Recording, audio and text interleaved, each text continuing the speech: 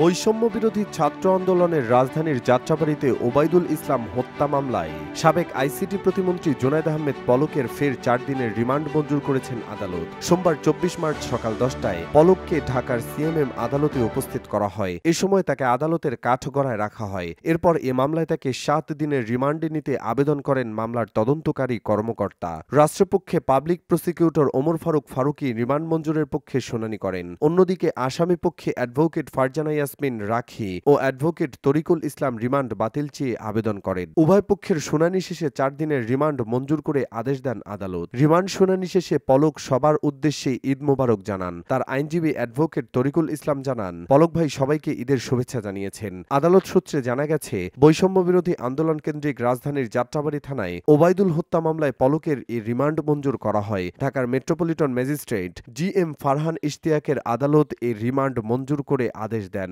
মামলার সূত্রে জানা যায়, বৈষম্য বিরোধী ছাত্র আন্দোলনে অংশ নিয়ে গত ৫ August Jatrabari mayor Hanif flyover এলাকায় পুলিশ ও আওয়ামী লীগের হামলায় মৃত্যুবরণ করেন ভুক্তভোগী ওবায়দুল ইসলাম। এ ঘটনায় রাজধানীর যাত্রাবাড়ী থানায় একটি হত্যা মামলা দায়ের করা হয়। গত ১৪ আগস্ট রাতে রাজধানীর খিলক্ষেত থানাধীন নিকুঞ্জ আবাসিক এলাকা থেকে আত্মগোপনে থাকা অবস্থায় জুনায়েদ আহমেদ পলককে গ্রেপ্তার করে ডিবি পুলিশ। এরপর থেকে বিভিন্ন মামলায় তাকে গ্রেপ্তার দেখিয়ে দফায় দফায় রিমান্ডে নেওয়া হয়।